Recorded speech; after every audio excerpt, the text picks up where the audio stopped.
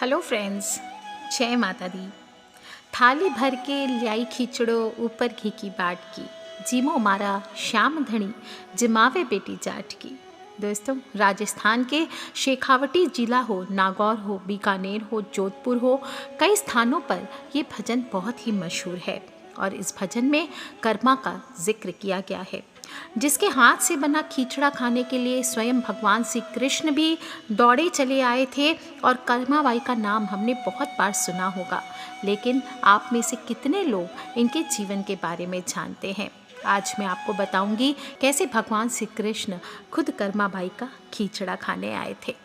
आज हम सुनेंगे भक्त शिरोमणि कर्मा बाई की कथा, जो मारवाड़ की मीरा भी जिनको कहा जाता है। और जब जब भगवान श्री कृष्ण का उल्लेख आता है, तब तब कर्मा बाई का खिचड़ी का नाम आता ही आता है। भगवान की महाभक्त थी और भगवान श्री कृष्ण ने उन्हें साक्षात दर्शन दिए थे।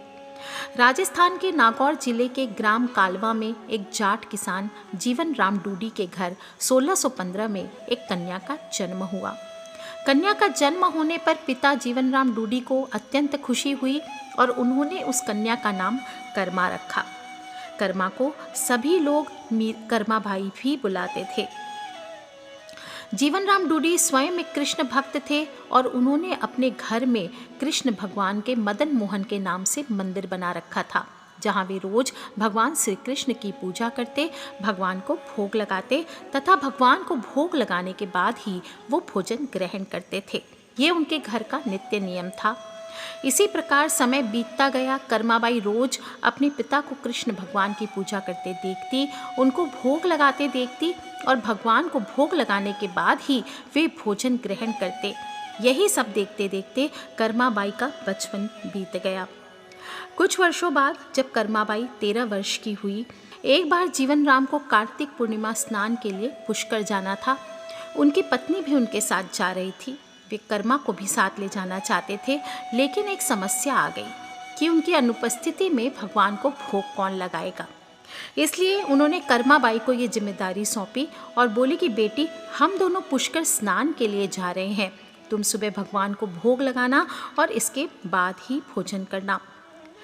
तीर्थ यात्रा पर चले गए कर्मा बाई के पिता और तीर्थ यात्रा पर जाने के पहले पूरी भगवान की पूजा विधि समझा दी और इस प्रकार भगवान की पूजा और घर की देखरेख का काम कर्मा बाई को सौंपकर उनके पिता तीर्थ यात्रा पर चले गए। अब अगले दिन कर्मा बाई ने सुबह जल्दी उठकर कृष्ण भगवान को भोग लगाने के लिए बाजरे का खिचड़ा बनाया। कर्मा बाई ने खिचड़े को थाली में डाला, उसमें घी और गुड़ मिलाया और कृष्ण भगवान को भोग लगाने के लिए खिचड़े की थाली भगवान के सामने रख दी। उनसे कहा, भगवान, आपको जब भी भूख लगे तब आप ये खिचड़ा खा लेना, मैं तब तक घर का दूसरा काम कर लेती हूँ। ये कहकर वो अपने काम में लग गई। कुछ देर बाद उसने आकर देखा तो थाली वैसे की वैसे रखी है, भगवान ने तो भोग लगाया ही नहीं। उसने सोचा, कोई बात नहीं, अभी भगवान को भूख नहीं लगी होगी, थोड़ी देर में शायद वो खा लेंगे। ऐसा सोचकर वह अपने काम में लग गई। बीच बीच में बार बार देखती रही कि कहीं भगवान ने भोग लगाया है कि नहीं, पर भगवान ने भोग नहीं लगाया। इस प्रकार दोपहर का समय हो गया। अब कर्मा बाई को भी चिंता होने लगी कि भगवान ने भोग क्यों नहीं लगाया। क्या खिचड़ा अच्छा नहीं बना या उसमें घी और गुड़ की कमी रह गई? ऐसा सोचकर उसने खिचड़े में थोड़ा और घी और गुड़ मिलाया और थाली लेकर भगवान के सामने बैठ गई। भगवान को भोग लगाने के लिए विनती करने लगी, लेकिन भगवान ने फिर भी भोग नहीं लगाया।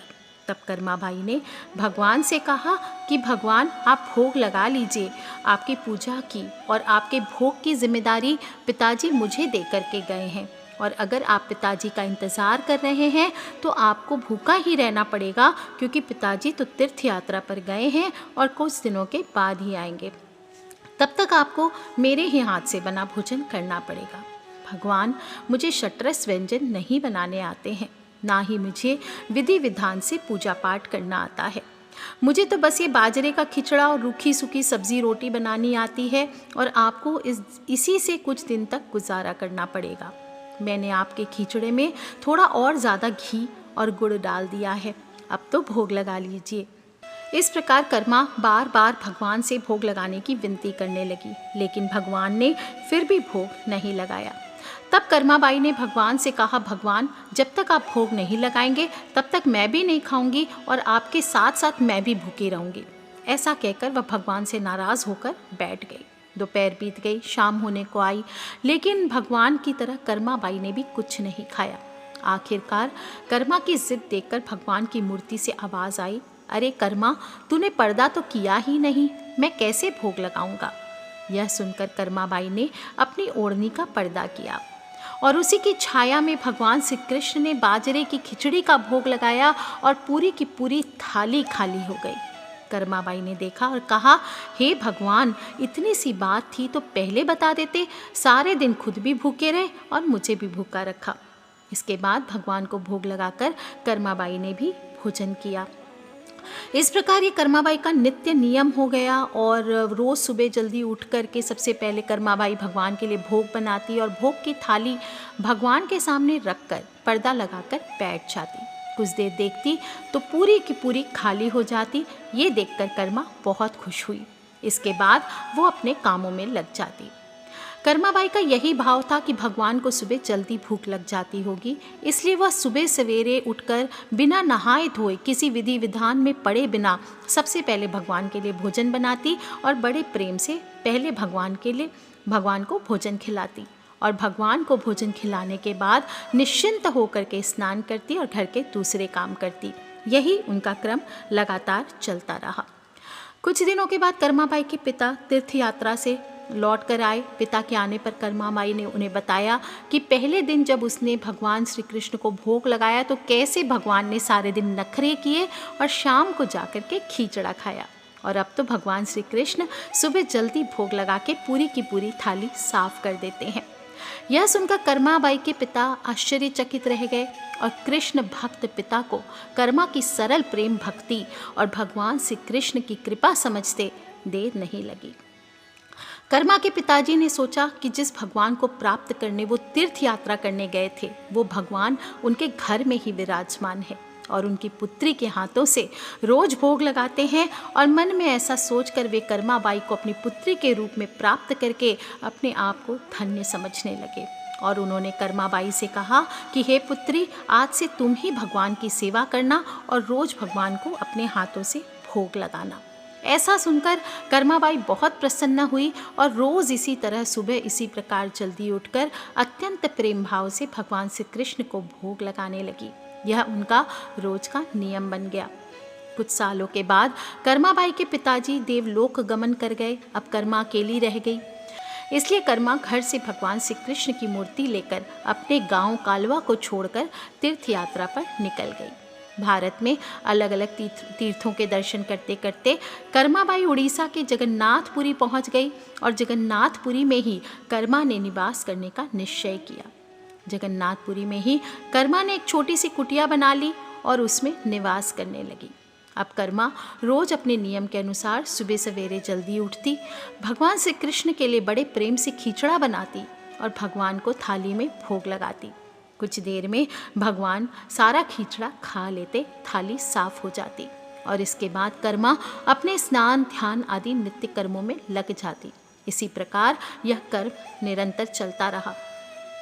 एक दिन कर्माबाई के भगवान श्री कृष्ण को भोग लगाने के बाद एक छोटा सा बालक उनके पास आया और उनसे बोला, माँ, कुछ खाने को है, बड़ी भूख लगी है। कर्माबाई ने कहा, हाँ बेटा, मैंने अभी अभी खिचड़ा बनाया है, आ जा, बैठ जा, तू भी खिचड़ा खा ले। यह कहकर कर्माबाई ने बड़े प्यार से बालक को खिचड़ा परोसा और बालक ने भी बड़े चाव से खिचड़े को खाया। बालक ने जल्दी से खिचड़ा खा लिया और उसने कहा, माँ, खिचड़ा बहुत अच्छा बना है, मैं कल भी खिचड़ा खाने आ जाऊं? तब कर्माबाई ने कहा, कल क्यों बेटा, मैं तेरे लिए रोज खिचड़ा बनाकर रखूंगी, तू रोज खिचड़ा खाने आ जाया कर। बालक ने कहा, ठीक है माँ, मैं रोज खिचड़ा खाने आऊँगा। और यह कहकर बालक चला गया और अगले दिन से बालक रोज सुबह सवेरे कर्माबाई के पास खिचड़ा खाने आने लगा। कर्माबाई भी रोज अपने नियम से सुबह सवेरे जल्दी उठकर भगवान श्री कृष्ण के लिए खिचड़ा बनाती और भगवान के सामने थाली रखकर फिर भगवान को खिचड़े का भोग लगाती और उसके बाद अपना स्नान ध्यान आदि दैनिक कार्यों में लग जाती। यही क्रम चलता रहा। एक दिन कर्माबाई की कुटिया के पास एक साधु आया। बातों ही बातों में उसे पता चला कि कर्माबाई बिना स्नान ध्यान किए, बिना चौका बर्तन किए भगवान श्री कृष्ण के लिए खिचड़ा बनाती है, उन्हें भोग लगाती है। तो उसने कर्माबाई से कहा, स्नान किए बिना भगवान की पूजा करने और भोग लगाने से पाप लगता है, इसलिए स्नान करके पूरी विधि विधान से पूजा करके भोग लगाया करो। साधु से ऐसा सुनकर भोली भाली कर्मा अगले दिन से सुबह जल्दी उठकर स्नान करके खिचड़ा बनाने लगी और विधि विधान से पूजा करके भोग लगाने लगी। और ये सब करने में कर्माबाई को बहुत देर लग जाती, लेकिन वो बालक तो रोज़ सुबह अपने समय से आ जाता और कर्मा से कहता, माँ मुझे भूख लगी है, मुझे जल्दी खिचड़ा दे माँ, जल्दी कर माँ, जल्दी कर। और कर्मा उससे कहती, थोड़ी देर रुक जा बेटा, अभी देती हूँ, थोड़ी देर रुक जा। और जब कर्मा भगवान श्री कृष्ण को भोग लगाकर बालक को खिचड़ा खाने को देती तो बालक उसे शीघ्रता से खाकर हाथ मुंह साफ किए बिना ही जल्दी से उठकर भाग जाता। और यह क्रम कुछ दिनों तक चलता रहा। इन्हीं दिनों में भगवान श्री जगन्नाथ जी के मंदिर में सुबह के समय भगवान की मूर्ति के मुख पर खिचड़ा लगा हुआ रहता। यह देखकर भगवान जगन्नाथ की सेवा में रहने वाले पुजारी, जो स्वयं बहुत बड़े कृष्ण भक्त थे, वे सोचते, आजकल ये भगवान श्री जगन्नाथ जी के मुख पर खिचड़ा कैसे लग जाता है, हम तो खिचड़े का भोग लगाते नहीं हैं, फिर खिचड़ा आता कहाँ से है। कुछ दिनों तक लगातार भगवान श्री जगन्नाथ जी के मुख पर खिचड़ा लगा देखने पर पुजारी इसे भगवान की लीला मानने लगे और समझ जाते कि भगवान रोज कहीं से खिचड़ा खा कर आते हैं। भगवान की लीला को जानकर वे मन ही मन भगवान श्री जगन्नाथ जी से पूछते हैं कि कहाँ से खिचड़ा खाकर आते हैं, वो हमें भी तो बताओ। उसी रात भगवान श्री जगन्नाथ जी पुजारी के सपने में आए और उनसे कहते हैं कि मेरी एक भक्त है कर्माबाई, जो जगन्नाथपुरी में ही रहती है और वह रोज़ सुबह सवेरे मेरे लिए बाजरे का खिचड़ा बनाती है और बड़े प्रेम से मुझे भोग लगाती है। मैं भी रोज़ सुबह जल्दी कर्माबाई के पास खिचड़ा खाने जाता हूँ। मुझे उसका हाथ का बना खिचड़ा बहुत पसंद है। परंतु कुछ दिन पहले कर्मा के पास एक साधु आया और उसे स्नान ध्यान करके विधि विधान से पूजा करके भोग लगाने को कह गया। इसलिए आजकल वह विधि विधान से पूजा करके भोग लगाती है और उसके बाद मुझे खिचड़ा खिलाती है। यह सब काम करने में मुझे बहुत देर हो जाती है और मुझे खिचड़े का इंतज़ार करना पड़ता है। भूख का कष्ट सहन नहीं पड़ता और जब तक मैं खिचड़ा खाता हूँ तब तक यहाँ मंदिर में भक्तजन आने लगते हैं। इसलिए आजकल मुझे खिचड़ा खाकर मुंह हाथ धोए बिना ही जूठे मुंह भागकर आना पड़ता है। भगवान श्री जगन्नाथ जी के मुख से ये सुनकर पुजारी अगले दिन उस साधु की खोज कराई और उस साधु को बुलाकर सारी बात बताई। पुजारी से ये सब जानकर साधु घबरा गया, कर्माबाई के पास पहुंचा और उनसे कहा कि आप पहले की तरह सुबह जल्दी ही भगवान को खिचड़े का भोग लगाया करें और आपके लिए किसी नियम या विधि विधान से पूजा करने की आवश्यकता नहीं है। साधु से यह सुनकर कर्माबाई अगले दिन से पहले की तरह ही भगवान को खिचड़े का भोग लगाने लगी और उस बालक को भी बड़े प्रेम से खिचड़ा खिलाती रही।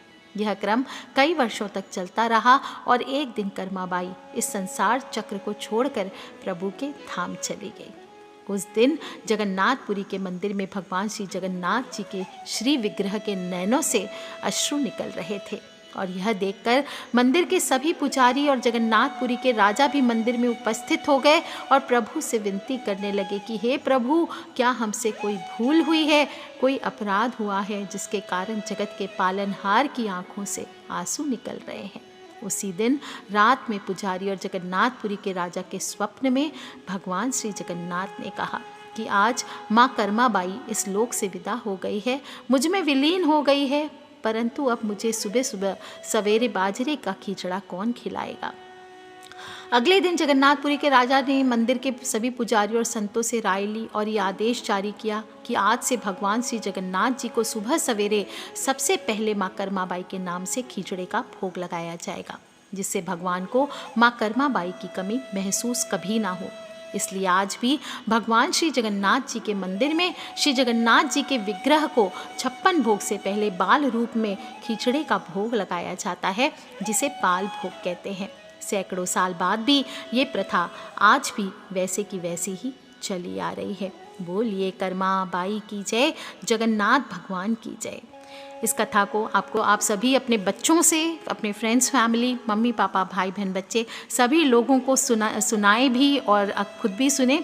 आज के लिए इतना ही। खिलखिलाते रहे, मुस्कुराते रहे, सब्सक्राइब करके रखें ताकि आने वाली कहानियों से आप और मैं जुड़े रहें। Take care friends, love you all. जय माता दी, बम बम भोलेनाथ की, जय जगन्नाथ भगवान की, जय कृष्ण कन्हैया।